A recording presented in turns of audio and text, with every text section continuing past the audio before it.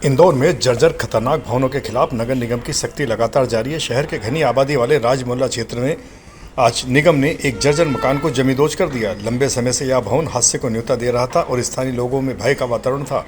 निगम ने कार्रवाई से पहले भवन मालिक को नोटिस भी जारी किया था, लेकिन उसने कोई संतोषजनक जवाब नहीं दिया, अतः निगम को कार्रवाई करना पड़ी। जी बता, आज ये रिमोल की कार्रवाई की जा रही है। किस तरह की पूरी कार्रवाई? ये 35 और राज मोहल्ला पे जर्जर भवन होने के कारण इनको नोटिस देकर नियमानुसार पीएम रिमोल कार्रवाई की गई है।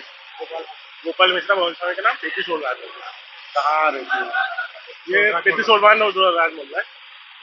और कब से ये जर्जर भवन की शिकायत थी? जर्जर भवन की सूचना हमको मिली थी, जोन के स्तर से मिली थी, तो उसके बाद हमने नोटिस दे करके और फिर इनकी रिमूवल कर दी। भागीरथपुर हादसे के बाद इंदौर में जल व्यवस्था को लेकर बड़ा निगम प्रशासनिक बदलाव देखने को मिला है। इंदौर नगर निगम ने पानी की टंकियों पर सीधे जल सुनवाई शुरू की है, ताकि लोगों की शिकायतें कागजों में नहीं मौके पर दर्ज हो। अब निगम आयुक्त क्षितिज सिंघल का दावा है कि इस पहल का असर जमीन पर दिखाई दे रहा है। जल सुनवाई में आने वाली शिकायतों का ग्राफ तेजी से नीचे आया है। प्रशासन इसे समस्याओं के त्वरित निराकरण का संकेत मान रहा है।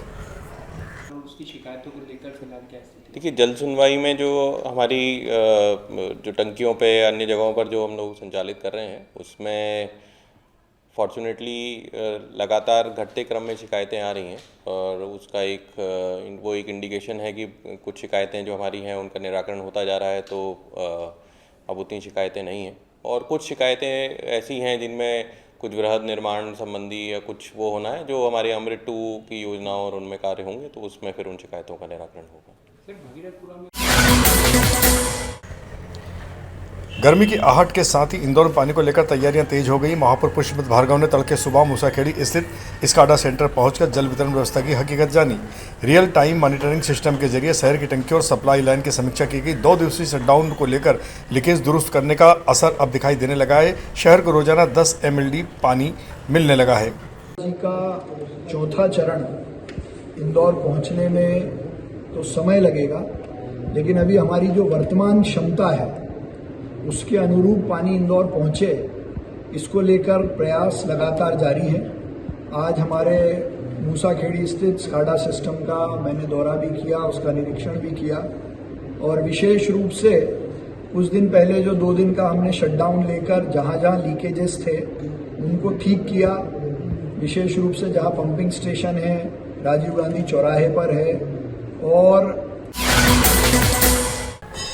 इंदौर में साइबर ठगी का एक बेहद चौंकाने वाला और अनोखा मामला सामने आया है। यहां ठगों ने कथित तौर पर AI तकनीक का इस्तेमाल कर वीडियो कॉल के जरिए एक नाबालिग बच्चे की फर्जी किडनैपिंग दिखाकर परिवार से 1 लाख रुपए से ज़्यादा की रकम ऐंठ ली।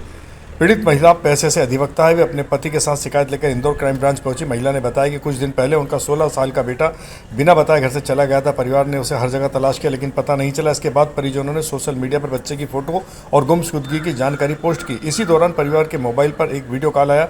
कॉल में उनके बेटे को दिखाया गया और गले पर चाकू जैसा हथियार रखकर धमकाया गया।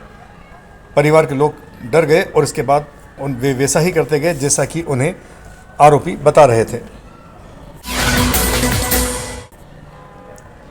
इंदौर में आउटर पूर्वी रिंग रोड के लिए जमीन अधिग्रहण के विरोध में किसानों ने कलेक्टर कार्यालय पहुंचकर अनोखा विरोध प्रदर्शन किया। बड़ी संख्या में पहुंचे किसानों ने अर्धनग्न होकर गले में अपने सम्मान में मिले मेडल टांगकर प्रशासन के खिलाफ जमकर नारेबाजी की। इस दौरान प्रदर्शनकारियों का कहना है कि अधिग्रहण प्रक्रिया में उनकी मांगों और मुआवजे से जुड़े मुद्दों की अनदेखी की जा रही है। किसानों ने चेतावनी दी कि समस्याओं का समाधान नहीं हुआ तो आंदोलन और तेज किया जाएगा।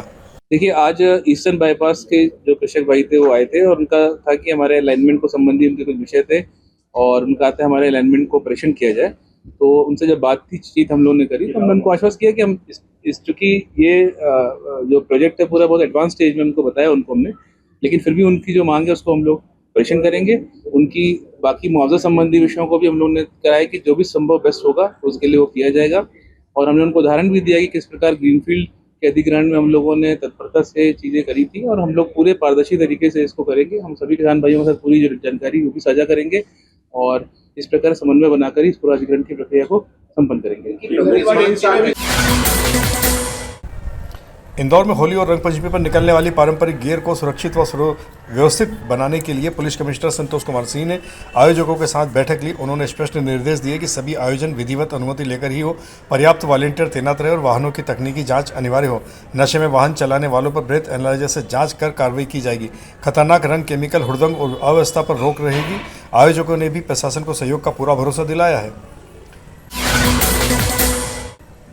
इंदौर में सड़क सुरक्षा को लेकर बढ़ावा देने के लिए पुलिस कमिश्नर संतोष कुमार सिंह के निर्देशन में हेलमेट पहने सुरक्षित रहे अभियान लगातार जारी है। पलासिया चौराहा पर आयोजित 21वें कार्यक्रम में नियमों का पालन करने वाले जरूरतमंद दोपहिया वाहन चालकों को हेलमेट वितरित किए गए, जबकि उल्लंघन करने वालों के चालान बनाकर उन्हें अर्थदंड किया गया। इस दौरान लगभग 3500 से अधिक हेलमेट बांटे जा चुके हैं। नो पार्किंग और ट्रैफिक नियमों को लेकर जागरूकता पोस्टर भी लगातार जारी हैं।